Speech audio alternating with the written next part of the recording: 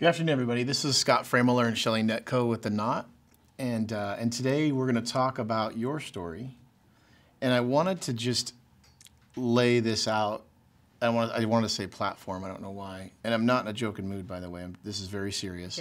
But your story, you didn't work in the fire service or the police department, or you never in the military. This is a story about your life, and you know, like we always say, that the trauma. Your brain doesn't know the difference between trauma from, you know, breaking a leg or from life or from the fight. Like, it's all the same stuff. So this isn't just for first responders. This is for everybody in life, no matter who you are, right?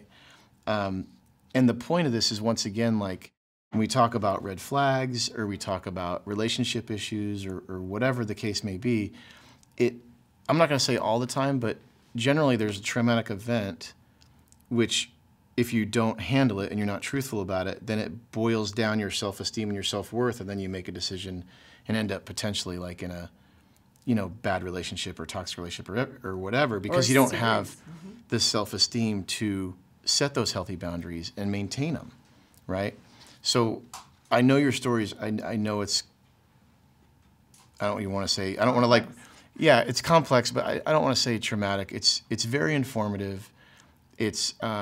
It's enlightening, and it's interesting. And I've only heard a little bit of it, and I'm not asking you to share everything, but I think it's very important that people know how we got to where we are, because that gives like a basis of this knowledge of like the stuff we say, right? Sure. So you went through a whole bunch of stuff in life, and now you're a life coach, relationship coach. You have tons of followers on social media, but you don't get there by just reading a book.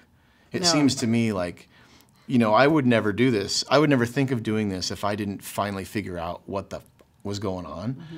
And I think you're sort of in the same boat, right? Yeah. Because that makes you good at what you're doing. Well, I sent you that quote yesterday, the Atticus quote. I've never met a strong person with an easy past. Yeah, it's almost like the pain helps you grow, right? Yeah. And I wish it wasn't like that. But it does give you a passion because you don't want other people to have that same pain, right? Right. So, I'm going to shut up for once. I'm going to let you do your thing. You're good. And, go ahead. Let's hear it. So we were talking the other night, and you asked me a question, and you said, what's your first memory? Your first memory. Yeah, and it was from like when you were 2. Yeah. And I said, I responded with a question. Is it my first memory or my most significant memory? So my first memory, I was 2.5, sitting in my living room on an orange ottoman, color of your cup. Great color. By my mom, watching JFK's funeral. And she was crying. It was the first time I'd ever seen her cry. Of course, I was 2, so I don't even know how I remember that. But I just remember her crying, and then I was crying. And that's all I remember. Black and white TV, orange ottoman, that's it. And I thought about that after I was telling you that, and then we hung up, and I was thinking about that, and thinking about how that was just such a depiction of who she was, because she always seemed sad or upset. And knowing where that comes from now, because I've done so much, I don't know, introspection about her, and I had to move away from her to figure out how beautiful she was. And I'll get into that. But she lost her dad when she was 16, and she didn't have the tools, she didn't have the understanding. She didn't know that he was dying when he was dying. You know, this was back in the, when was it, 50s? And my grandmother didn't inform the kids that their dad had cancer and he was going to die in any time, that kind of thing. And my mom wanted to go to a sleepover with her friends. My grandma said no. My mom was mad, went in her bedroom, shut the door, 16 years old. And when she woke up, her dad was gone. So she carried that guilt, and that changed her. I never understood that until much later. And anyway, so my most significant memory, let's go back to that, because I needed to lay that out. I love my mother. We lost her this year. But I had, like I said, I had to move away from her to fully understand her and see her as an individual. Mm-hmm. While I lived near her, I saw her as someone who was entangled, and I didn't understand, and I fought against that. So when I was in kindergarten, this is my most significant memory as a child, I spilled chocolate milk on my red dress, and I was terrified. What? Of how much trouble I was going to get in when I got home. And I even took an extra block to get home, walking home, as a 4.5-year-old, to delay how much trouble I was going to get in. So when I think about that now, like, again, the other night after I hung up, I was like, holy shit.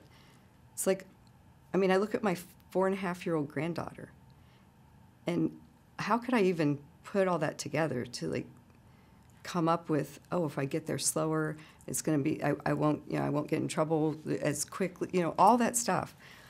And then I just thought about how that was the tone of my childhood, is I was always afraid I was going to be in trouble. So I spent most of my time trying to be good, trying to be perfect, trying to not get in trouble, trying to not make people mad. And at the same time, trying to do something to get acceptance and to show that I was, to realize that I was accepted. But I didn't really feel it. And it's not their fault, because, and I understand that now, because what I used to say when I was a kid was, thinking that they love someone else better. I have 3 siblings. Mm-hmm. And that's not it. It was just my perception of how things played out and the dynamic of who I was and how sensitive I was or whatever. But, and some of it was reality, some of it was actions and things. At one point, my mom, this was when one of my kids was colic, and she admitted to shaking me as a baby because I was colic. And I thought, I wonder if that's when it started, that I realized that, she was just like upset with me or whatever it was. But whatever was going on, I carried that. And I always felt like I was disappointing her. And I always felt like I wasn't good enough for her. And that played into other relationships. And then when I was 14, I started drinking. It started off as a prank with some friends. We were at a girlfriend's house, having a sleepover, getting into somebody's dad's alcohol cupboard and his bar, whatever. That was kind of normal. That was kind of normal. Yeah. Well, then we did it again the next weekend at somebody else's house. Then we did it the next weekend at somebody else's And then house. did you fill up the bottles with water, too? Yeah, well, then I started doing it by myself at my dad's bar. Oh, wow. Yeah. I still can't drink whiskey to this day. But, so that became a regular thing for me. So I spent, Monday to Friday trying to be the perfect honor student, keeping everybody happy, trying to please my parents, and trying to fit in because I didn't fit in. Everybody in my family played sports, and I didn't. And, all I was interested in was books and grades and that kind of thing. And then Friday would come, and it was, sex, drugs, alcohol. It was vacation, sounds like. It was checking out. So it was like I was trying to check out and be numb, but also trying to feel alive at the same time. Uh-huh. And just living this dichotomy, these 2 different lives. But when I think back on it, I'm like, yeah, I was happy. It's weird. I always felt like I was happy wherever I was, but clearly I wasn't, because otherwise I wouldn't have been struggling so much. Can I ask you a question? Absolutely. So I guess one of the alarming things is that, like, if you were drinking the alcohol, like, didn't anybody notice? Like, I would notice. I don't know. And if they, I don't know. They weren't paying attention or whatever. Well, and the other thing, too, is my dad and I were really close, and so, sometimes he would be sitting outside, listening to a baseball game and having a drink, and I would always go out and chat with him. He'd say, hey, can you go make me another drink? I was, sure.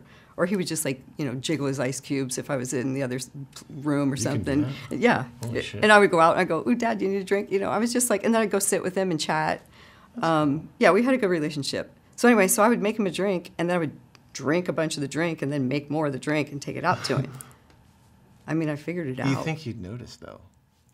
I don't know. We never talked about it. Let's talk about truth, right? Yeah. It's like there wasn't a lot of truth in environment, I Yeah. feel like, you know. Or, It's easier to avoid the issue, even if you somebody do would know. have said something, Yeah. right? Yeah. So, anyway, so I think I was like 14 and a half or whatever. And then a boy started paying attention to me. And, you know, he was a football player and popular and older and all that stuff. So I thought that was so cool. It was like, you know, attention from a fire hose, right? Sure. And I never had that. I didn't know what to do with it. So it was like, oh, yeah, more, bring it on. So, so we went on a couple dates. You know, it was like basically go to the pizza place where everybody is and hang out. This is the 70s. So, and it was in a small town in Ohio. We didn't have a mall. We didn't have a movie theater. Or we did have a movie theater with one screen. Movie would come and stay for a month, so nobody's going to go there. But there was like not much to do.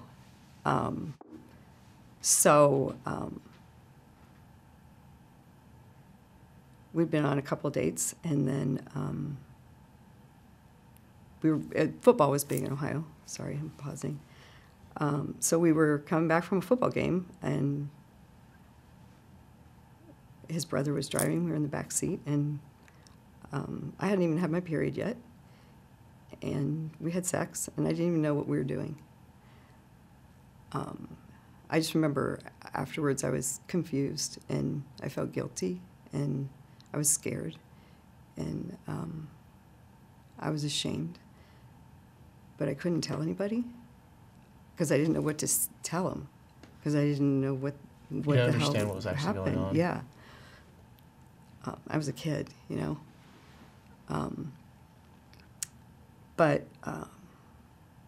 So I kept talking to him, of course, because he paid attention to me and no one else did, is what I felt like.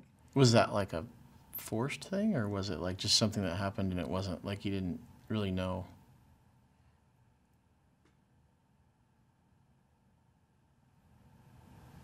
That was traumatic, clearly. I don't mean to pry into it. No, but I'm it's just okay. curious. I mean, I definitely didn't say, let's do this, you know? Right. Because you didn't really know what you were saying. I didn't, yeah. Makes sense. Yeah. So, anyway, okay, where was I? You were talking about in the backseat of the car. And then Yeah. After that happened, then you kept talking to Yeah, him? so we kept talking. And then, like I said, it was attention. And he was a little, he was jealous and weird from the beginning. And it felt a little controlling. But that also felt normal for me because I was used to. And you were getting attention. I was used to controlling. Right. And you were getting attention. And I'd never had attention. So it was like the combination of the two. I was like, well, everybody else has a boyfriend. I guess I should have a boyfriend. You know? Mm-hmm. So I did that, and it just became more controlling and, I don't know, very almost sexually deviant.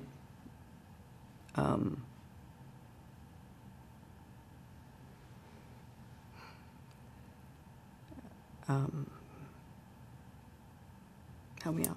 You mean like because you were doing things you didn't really want to do? Yeah, I or, didn't like, understand. You didn't feel comfortable with? Yeah, I didn't understand. Because you were 14 still. Yeah, I was 14. Yeah. So that was traumatic, clearly. Yeah. I can't breathe. So that went on for a couple of years. And it was a lot of control. And I was okay with it. Well, clearly not, because you're not okay with it now. No, I was okay with it then. Right. But you're not. You weren't. No. Yeah. No. And there was a lot of alcohol involved, like I said. Sure. You know? As a young female, like, you know, Brian was talking about being molested, you know, and I'm not trying to like add to your story, but when he said that, like he didn't feel like he had any control over what was happening.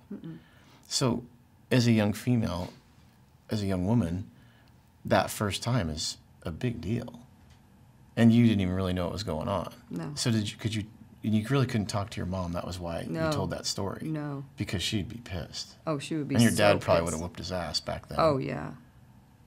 But you were doing it anyways. So you didn't really have anywhere to go. What about siblings? Or because you didn't tell anybody what was going on? no. I'm not trying to be your counselor. I'm just like No, painting a picture. For me, when I walked through this in the last few days, knowing that we were going to do this, I realized that I've always been taking care of myself. Yeah. Always. Yeah. And I felt very alone.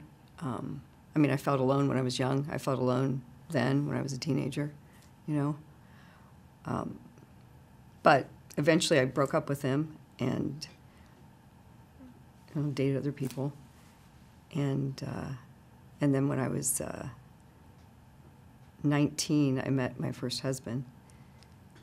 And I always wanted to leave Ohio because, of course, what do you do when you have problems in your head? Geographical removal, right? Because that's going to solve everything. Sure, just run away from it. You don't take yourself with you. I did that earlier. Yeah, just walk out. You're fine. Just walk out of the fire department. Yeah, no problem. Yeah. But, so I remember, I actually have a distinct memory of being 10 years old in my pink bedroom, in my twin bed, listening to Elton John sing his melancholy music that I loved, and thinking to myself, there's such a big life for me out there, and I can't wait to go get it. So when I met my first husband, and I was 19 years old, we were on our second date, and he said, I'm moving to Arizona. Do you want to marry me? And I said, on your second date? Fuck yes, I want to marry you. That's cool. I barely knew him, obviously. Barely knew him. He seemed fun. But, everybody's fun for 2 days. But when I heard it, immediately I heard, oh my God. You can get out. This is it. Yeah. So I said yes.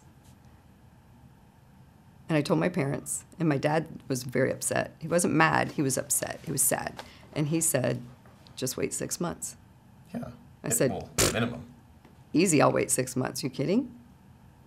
6 months, I'm here 6 months, I'm not here 6 months from now? Done. No problem. So we did. Waited 6 months, got married, moved to Arizona. Huh. Because that's not uncharacteristic for somebody who took over a year to get her driver's license because she was afraid to drive in a town where there was one lane on each road. That's not uncharacteristic at all. That's a huge red flag. You think? Wow. But it sounds like people weren't paying attention. Mm-mm. I mean, it doesn't sound like that's what it was. Mm-hmm. But back then it probably wasn't even purposeful, right? What I was doing? No, or them? like your parents. No, they were busy. My like, brothers were playing football. It's Yeah. like all the things that were a big deal were a big deal. Yeah. So you moved here. So I moved here, and then After you were with him for 6 months, you guys got married. we got married, and then it took me about a year to stop denying that he was an alcoholic. But you were too, weren't you? No, I stopped drinking. Oh, you stopped drinking? Okay. Yeah. Sorry. Yeah, sorry. No, I forgot to tell you. Yeah. Yeah, I forgot to tell you that. Good thing I'm here. No, thank you. I'm not. No, I'm one not day meaning to I make was this just funny. like, why am I drinking? This is stupid. And Yeah. I stopped. I don't mean to make this funny. No, you're fine. No, so I just stopped. Yeah, that was it. So we moved out here, and like I said, it took me about 12 months. I was like, wait, what is happening? He would go to work and not come home. And by not come home, I mean not come home. At all ever? Like not that day? Like just be like- out all night? So I started this thing. It was before, no cell phones. You can't get a hold of people, right? This was in the 80s. So I made a list of all the hospital phone numbers, and I had the police phone number. And at like 4 a.m., I would start calling every fucking night to find out if he was in an accident or dead or arrested. Now imagine like calling the same hospital with the girl who's probably on the same shift every night, thinking, God, this poor, pathetic woman. But this is what I would do every night, 4 a.m. How long did this go on for? My oldest daughter's second birthday. So I had a 2-year-old and a 6-month-old. Wow. And on her second birthday, he didn't get out of bed for her party. Because he was hungover? Or drunk or whatever? Yeah, he was hungover. Wow. So that was it. I drew the line in the sand. So what I've figured out about myself is it's kind of like you. I put up with a lot of stuff. This is in the past. Now I know what's up. But I put up with a lot of things that were so unacceptable. But then one day it always takes something outrageous.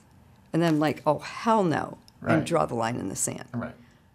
But now that I know the smallest thing that it's unacceptable is the first time not draw a line, but have a conversation. Sure, sure.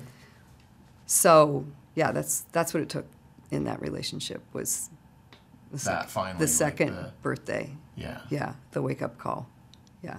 So then after that, you get divorced. You got 2 kids now. So I have a 2-year-old and a 6-month-old. I have no family here in Arizona. Basically no friends, because the only friends I had were people at work. And you don't hang out with people from work or have their phone numbers or anything. It was just like a weird culture. I was at Motorola. There was like 20,000 people, you know. So I was just kind of, you know, taking care of myself, taking care of my babies. I didn't have much. I lived in a trailer. And, you know, sometimes I would have like $7 in my bank account. And I would need diapers and antibiotics and, you know, all that kind of stuff. And God always took care of me. I would open the mailbox like on Thursday and have like, you know, $7 in my account, and I have to go get this stuff. And it was like, insurance reimbursement check from the kid's last doctor visit. Yay, $32 I can go get. And it was like always just like, this is good. Everything's so great, you know? But I was free and I was happy and I had myself and I had my kids, you know?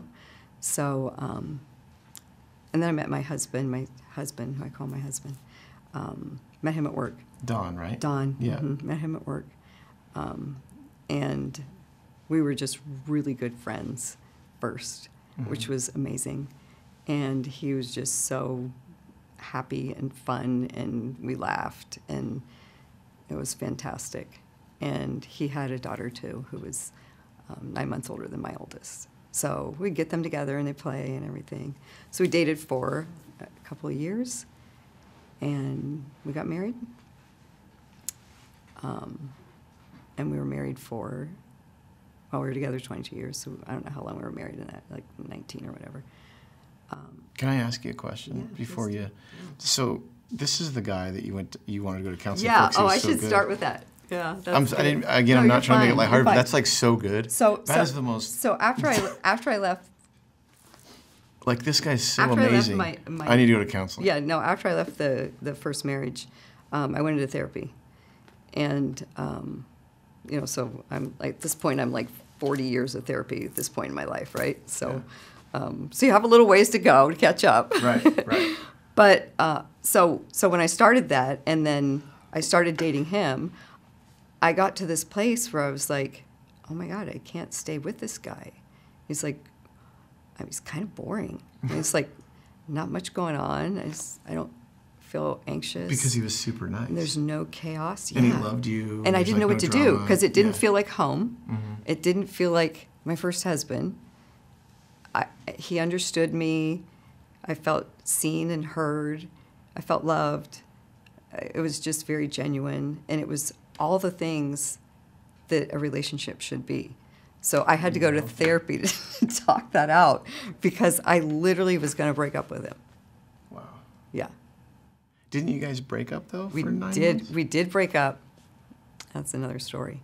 But that was, wow. He was in Japan for a year, an expat, and because we weren't married, this is the time we're dating, so he couldn't take any family with him. So he was in Japan for a year, and he sent me a letter or a card or a video every day. And then I would send him a letter or a card every day. And then he was so excited to go to Japan because he was going to get this expat money. You know, he was all excited about it. It was like an extra, I don't know. Back then, it was $1,500 a month or something, which is a lot of money in the 80s. Right. We spent all of it on phone bills, of course. You know, he didn't bank any of it like he planned to. So when he came home, we got engaged. And then we went to our first premarital class, whatever it was, at church. And we sat down, and one of the questions that we had to answer was, what's the best part of your relationship so far, and what's been the worst part of your relationship so far? So he answered the worst part of our relationship so far, which I forget what I put for that. He answered when I was in Japan, because he was isolated. I answered when he was in Japan, because I got all these love letters and cards and videos. and I felt so, like, emotionally connected to him because he poured everything out that you couldn't say in a conversation. Every day I opened the mailbox, and it was so much beauty that That's it was so just nice. like he poured his soul out to me. And I felt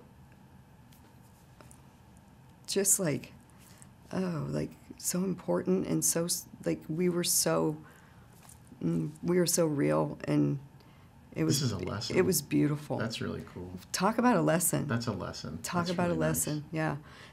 Anyway, so there was some other stuff that came up in that. Of course, he saw that as like, what the hell? He saw that as a real negative. I might too. I'd be like, The best part of our yeah. relationship was I was gone. Yeah, Hold like, on. come on. What the hell, Shelli? So, but there were some other things that came up, and they were about values, family values. Sure. And, of course, we had, the blended kids, and he was an engineer, so he did lots of research on, the probability of a marriage surviving with blended family and that kind of thing. And the statistics were way high against us.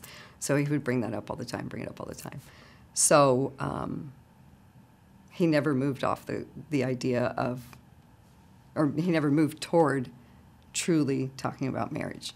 And I was like, so are we just going to stay engaged? Like, are we going to get married? Like, what's the plan? And this is like, we're another couple years in. Mm-hmm.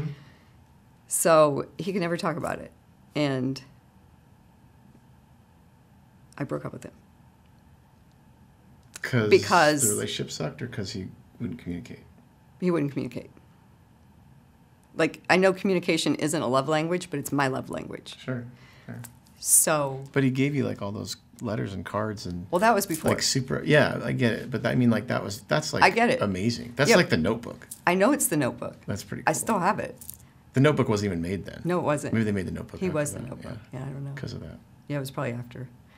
But yeah, so, move forward, and it's like a year and a half, 2 years later, and it's like kind of a breakdown in communication because of his fear. Mm-hmm. So it goes back to truth, I knew he was a beautiful person, and it was the hardest thing I ever did, but I had to leave somebody I loved because I knew he wasn't ready. I had to. Okay. Mm-hmm. And then. And then we were apart for 6 months. We both dated other people. Why does this story make me laugh so much? Because it's so him.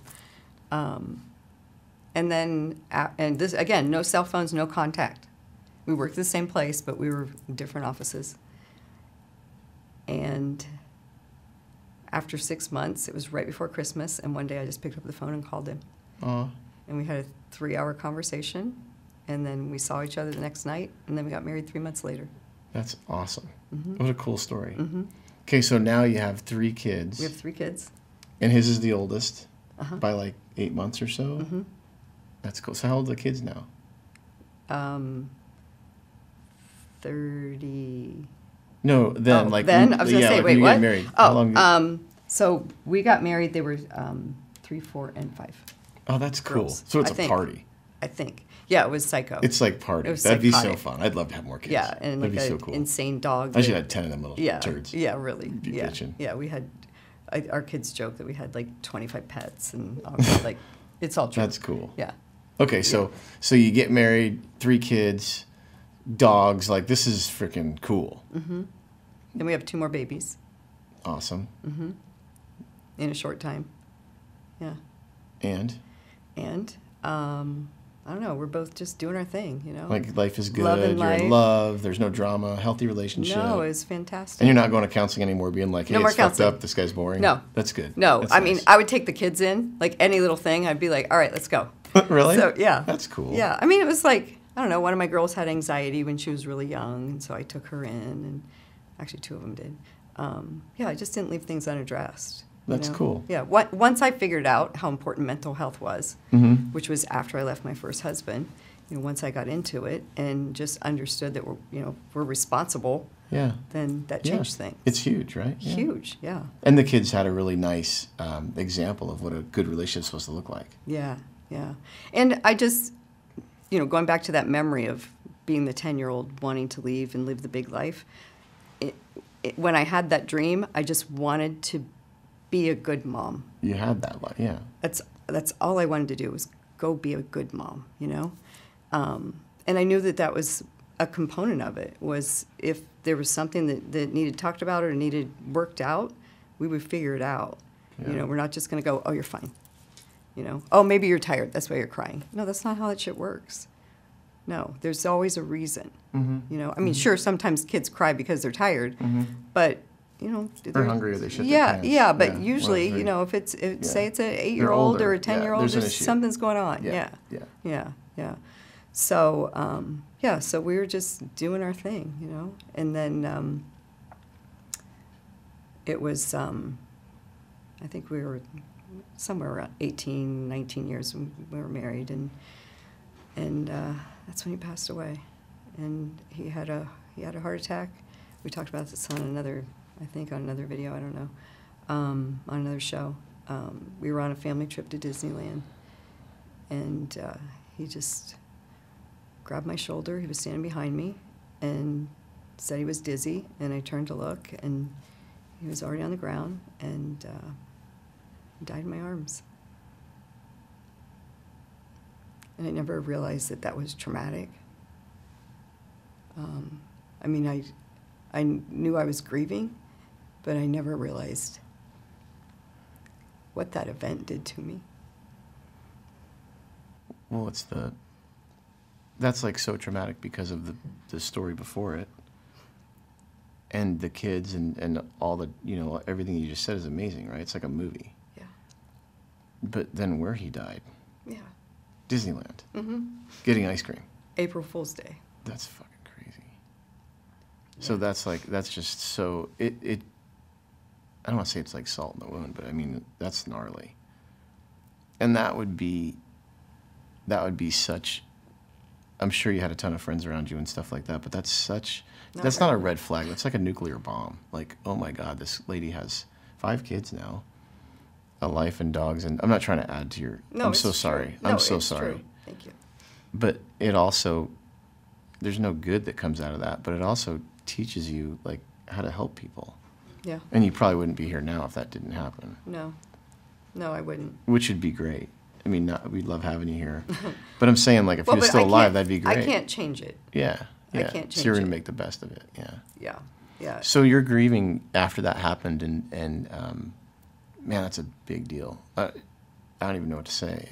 Like, that's so, just hearing you say that, like, it makes me want to cry. Like, that's such a sad thing. Yeah, and I think what I didn't give myself enough, I don't know that I need credit, but enough grace, I guess, during that time, was that not only was it grief, but I guess I feel like where I fell down was just not understanding or not paying enough attention to what my kids were going through. Because, you know, obviously if your kids go through something, you want to be there. Mm-hmm. Well, I couldn't be there for myself. So, you know, I did the best I could with that. But, and then on top of that, you know, trying to handle financial stuff and legal stuff and, you know, like house in foreclosure and just so much shit that was going on, you know. It was like a daily survival. And I went back to work, this is like you and fire department stuff, 3 weeks after he died. I went back to work and I was like playing in the Super Bowl at the time, you know, because I was doing event planning. And I was fully immersed in that, just like shut everything out and just go, go, go. Why not? That's easier than grieving. And then I would come home and sit down at my desk and journal and cry and lock myself in my closet and hide in the dark corner and hold on to his green shirt that I used to hate, but it smelled so much like him when he died that became like my security blanket, you know? And just, I don't know, just try to get through it. Right. 24 hours at a time. And then, so how long were you by yourself before you met the next? I had a relationship in between. I met a guy and he was nice, and we were together a couple years. And then he cheated on me, so I ended that, obviously. Would you have ended that now, knowing what you know now, because of that? Oh, yeah. Would you? Yeah. Yes. Yeah. Yeah, again, remember? It takes something outrageous for me to draw a line in the sand. Mm-hmm. That was outrageous. Yeah. Mm-hmm. So you divorce him, and that's like a low. Oh, no. Wait, what are we talking about? I was talking about somebody who was before my ex. I was just talking about a short relationship. Yeah. But I mean, like, you were at a low. You lost your I was at husband. a low. Mm-hmm. You date this guy, probably falling in love against his rhythm for a couple of years, and then he cheats, and you're done. Mm-hmm. So you're by yourself again. Mm-hmm. So you're at kind of a low then, and then you meet Then I meet my most recent, your third. my third husband. Okay. Mm-hmm. And that relationship was Exciting, I'm going to say, is what I used to call it. Turbulent. Toxic. There was a period of time that it was good for us. Mm-hmm. And then we both knew when it got to a point where it wasn't good for us. And neither one of us would give up. Right. I said something a while ago in one of the shows that, if you both choose, you can make it work. Mm-hmm. And we had not a dispute over that, but we talked about it a little bit. Is that kind of, you guys were choosing each other, just you couldn't figure out how to make it work? Or was it like what I was saying about mine earlier, where one person's in, the other person's out type thing?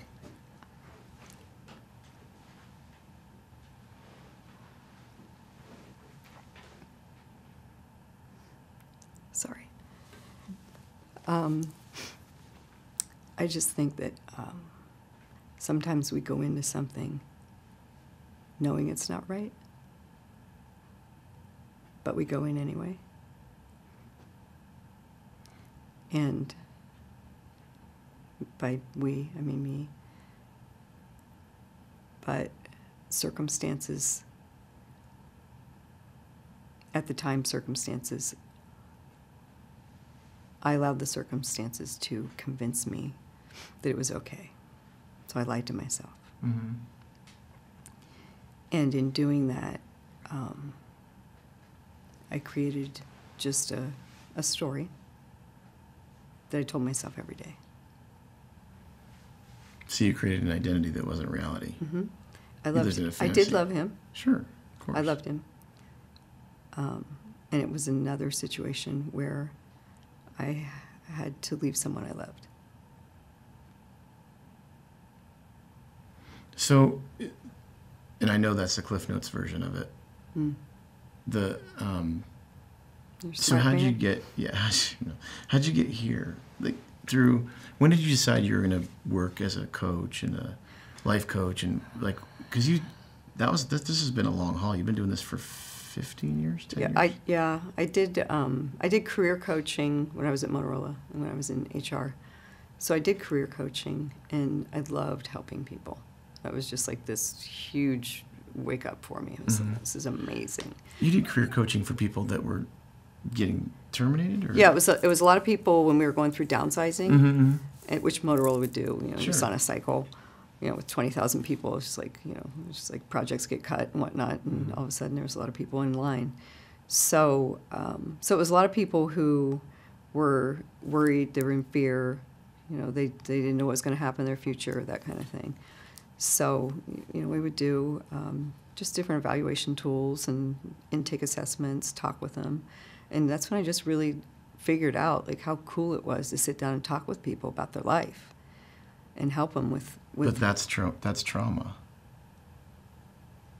Not necessarily for you, but those people were in trauma. Yeah, they like, were in needed trauma. help. Yeah, they were. And they're probably worried about their families, and they're Yes. probably worried about their finances, and Yes. that's a big deal. That's trauma. Mm-hmm. Absolutely. Yeah.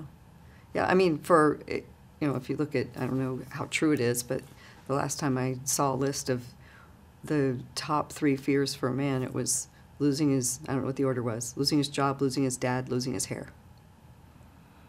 Yeah, my hair's been falling out for a long time. It's not really on the list, but the other 2 are. It's a thing. Yeah, for sure. Well, because, it's And that's so gender specific, and it's not Well, right. and I'm just saying that because I I'm know. relating it to job loss. But it is like I think every person is worried about like if they lost their job, then what would they do? Sure. Right. And that goes back to self-esteem, and as we know, self-worth and self-love and all that. Like you're going to be okay. Mm-hmm. You're going to figure something out. Right. Right. But yeah, that's cool. I mean, when you tell that story and you talk about when you worked at Motorola, that's such a big deal. Mm-hmm. That's like so rewarding and so fulfilling, Right. Which is why you're doing your life coaching and all that stuff too. Well, and after my husband passed, I started a life coaching program, and it was just too early. I knew that I wanted to do it, but I wasn't ready, so I didn't finish it. And then as time played out, at one point, my youngest daughter and I owned a bridal store, and that's romantic. That was so fantastic. That's so cool. I mean, it was also a bit of a pain in the ass, I'm not going to lie. But I love romance. Like the letter story and the bridal story. Yeah, that's it cool, was. man. We'd have all the music on, and brides would stand up there in their dresses. But at one point, and we were only like a couple months into it, and I just had this realization. I was like, this isn't selling dresses. This is psychology. This is building trust. Like you did at Motorola. With a bride and her mom and her 7 bridesmaids, and they all have to decide on one dress. The biggest day of their life. This has nothing probably. to do with like what kind of lace the dress is. Yeah. So it was. I was turning 55 that year, and I was talking to my daughter. It was right before my birthday. I was like, I want to do something big this year for my birthday. Yeah. She goes, what is it, Mom? I think I want to finish it. I want to do the coaching thing. She's like, all right, go do it. That's cool. Yeah. She's my little cheerleader with that kind of stuff. But we also would like always text at like midnight and come up with 20 different businesses we were going to start. So we're a little crazy that way. So I know if I'm going to ask that question, I got to go to her. Right. So anyway, so I did. And so that was over 5 years ago. And that's how I got into this. That's really cool. Yeah. I mean, it's so sad. Like, it's just weird how life works sometimes, you know what I mean? Like that. But that trauma, like, you can't understand that. You know what I mean? Like, you can't. I'm not trying to make you upset. No, I'm just saying, it's like, not. One of the things that makes it so impactful is, like, it doesn't make sense. You know what I mean? Because everything's good. Right. And everything's great. And then, a tragic event like that happens. Right. And, like, it doesn't compute. No. Right? It just No. doesn't work. And then, just playing into what you talked about with EMDR. So when I got out of my last marriage, there was a lot of, what's a good word? Trauma. Yeah. I mean, it was kind of yucky, It was yucky. And I don't want to go into specifics, but I did EMDR because I definitely... I was suffering from PTSD from a lot of events that happened over 10 years. And it was remarkable. But what it revealed for me, like you said, where you're like in the moment in the EMDR and you just had this like, is I saw my mom and made that connection. So after having this, where you asked me one day, how do you go from this, which is this great relationship, this healthy everything, and then you move into unhealthy and make it acceptable and take that on and convince yourself that it's okay. Because you know what healthy looks like. I know what healthy looks like. Yeah. Yeah. And it was because the trauma, and I didn't do anything about it, triggered me back to where I used to be, which was fear of abandonment, no self-worth, all those things that I was, all came back. And, there's nothing more real when it comes to pure abandonment than someone who you love, just boom, that's it. And especially when it's your person. So that was like the ultimate abandonment for me. So I think when I put myself out there for a relationship, I was in this mode of, I can't be alone, I can't be alone, I can't be alone. And so, that's the kind of thing I attracted. And then I accepted it because I didn't want to be alone. And I was afraid I was going to be alone. So I made so many things okay in my mind that weren't okay. Mm-hmm. You based your happiness on something outside of your world and outside of you, which we all do. I did. And the interesting thing is like once you figure that out, then everything changes, right? Yeah. Like once you understand. Well, yeah, like you said, you start poking your head out of the sand. Then once I started, doing a coaching program and everything, because I was still married at the time, that's when things really started to change. And it's scary too for your partner because they don't really want you to change because then it changes the game. And then it makes them have to reflect and it makes them have to do work. Yes. And that actually speeds the process. Like if they're Or not do work. Right. And then when they don't do work, it speeds the process for it to be over anyways.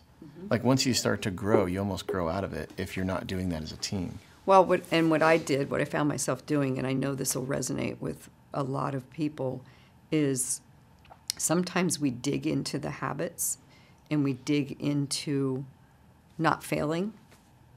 We dig into the concept versus what's real and what we have. And we hang on to being in love with what we thought we were in or with who the person was, which they never really were. We just told ourselves a story. And then we stay in it and we fight for the limitations, which is what we wake up with every day, which is the limitation of who you possibly can be. So when you said, do you think if two people choose each other that it can work? No. Because you can try to choose someone, but if it's not who you're supposed to be with, then no. I'm just like this hopeless romantic. Like I don't know. I just always think like you can do better and make it work. I'm like, I don't know. It has to be the right person. It does. I get it. But it's like, man, I has to be the I right know what person. you're saying. I don't know. It's just so hard for me. I think that comes from like the fire service. I think that like inside belief like that, it's just like in me. I just know you can do it, I don't know, I've just always believed that. Like I'm actually super positive that way. And I'm not saying it for No, that. I think a lot of people believe that way, but I know that it's not true now because I had to leave something that I loved. Right. Knowing that we were both going to be better apart instead of the sum of two is one. That's the thing too. Like, I think in a relationship, like you create your own drama, right? Like what you just said, there's trauma from your relationship, and you did EMDR from your relationship, and you said you didn't want to get into it, and that's fine, absolutely.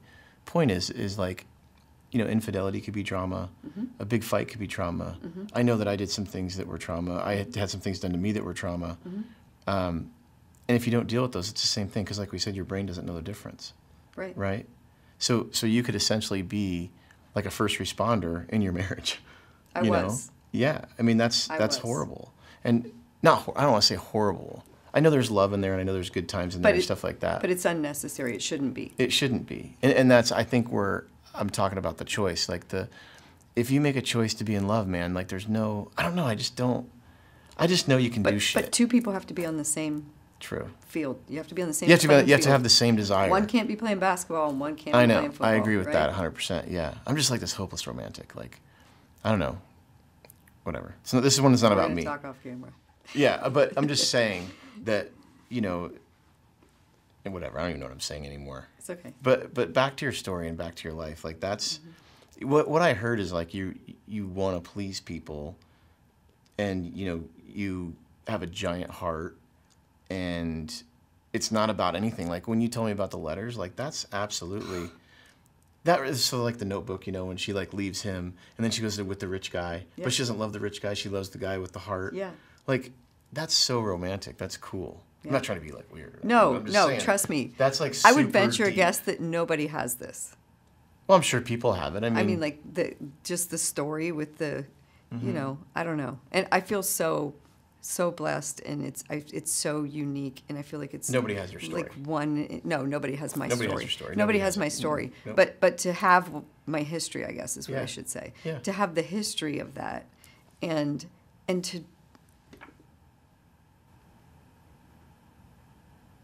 to have that example for my kids and my 4 daughters and their marriages. That's so cool. And to see them happy and with their person who they chose and they show up every day And they chose good people. Like they have good relationships. Yeah. Mostly probably because of that relationship. And I get to see that. I get to witness that. Well, now you have grandkids too, It's right? beautiful. Yeah. Yeah, I have That's grandkids. cool. Yeah, but it's such a gift. Yeah. So the message on that is, that example, like we said, it's really about the kids. Like, you trying to work really hard to have a good example and deal with your crap and process and be aware and notice the red flags so your kids can see a healthy relationship. And then they actually bring that forward. They do. Because they'll see healthy and they'll know what that looks like. Like, I didn't know what that looked like. I had no idea. It's funny, I was talking to my youngest daughter as I was driving here today. And I told her, I was like, so I'm going to tell my story today. We were talking. She's like, I was thinking about it. And my life, I didn't really have that much, I didn't have traumatic events. Or She goes, Dad died, obviously. But she said, I just didn't really have that much stuff because it was so good, Mom. Yeah. And then she's like, well, there was that time where somebody threw up on me in circle time when I was 5, and then I became an emetophobic, and I was afraid to puke. Right. But that did cause her anxiety, fine. actually. Yeah. Well, but it did cause her, and this is what's interesting really quickly, like on a note, and this is like my message to parents. If something's going on with your child, don't tell them they're fine and they're okay. Don't deny them whatever the feelings are or their fears are. So she literally became afraid of throwing up. And every time she would get a little tinge in her stomach, she thought she was going to puke. But she was terrified of it. So it became a very anxious loop. And I had to, I learned to, just take care of her in that moment and validate that it was real for her. Yeah. And, just with not knowing anything else that was going on. And, this went on for quite some time. But I was talking to, at the time, I was, talking to some other parents. They're like, oh, she needs to get over it. I'm like, no, that's not how it works. Yeah. You don't just walk up to your kid and say, get over it. So I think there's so many parents who try to do that. And just like, with when my husband died, it's the same thing. You don't get over stuff. You have to work through it. It's your journey, yeah. You have to work through it. You can't just turn that off, right? Right. And the grief, you can't cheat that. You can't cheat the No. truth, you can't cheat grief. You gotta, No. yeah, for sure. No. Are you? Grief is a lifelong journey. You have to become friends with it, honestly. Yeah. Because it's going to be by your side. It's going to be inside of you forever. This is your story. Do you have anything else you want to share? No, I think. You good? I think that's it. Yeah, it's. That's the quietest I think I've ever been in my whole life. Only because I have to be, right? Because everybody will know that I'm a total asshole if I start talking when you're. No, I'm teasing you. I was totally making a welcome joke. your interjection. No, but that's a great story, and it's all about people, and it's all about giving back and all that, and that's what this is about, and that's really cool. So I'm glad that you're a part of this, and I'm glad that you contributed to the he said, she said part. I'm very happy to be. Because the healthy stuff is really what we're trying to work on, and you know exactly what that looks like. So how many letters was it, by the way? Was it like? Oh my gosh, it's like a thing. So just like the Notebook. Yeah. God dang it, man, that's a lot to aspire to. The next guy you marry, a poor bastard, he's gonna have to really step his game up. He's gonna have to move away. Yeah. So I can say it's the best time of my relationship. Right. Yeah. Well, that's like the most romantic thing ever. Isn't it? So it is. It's Can you pretty imagine cool. the priest looking at us like, what is wrong yeah. with you two? You Yeah. are so broken. Yeah. Well, at least he didn't pass on to your daughters like the issue of when you're in a healthy relationship, like you have to go see a counselor. At least they're not doing that, right? Or they are. I don't know. I never asked him. Oh, you should probably ask them. Yeah. All right, you guys. Thanks a lot. Thank you, Shelli, for sharing. I really appreciate that. It gives us some background to the show and some background to your insights on behavior and relationships, things like that. So appreciate it. Thank you, everybody, for watching. Have a great day.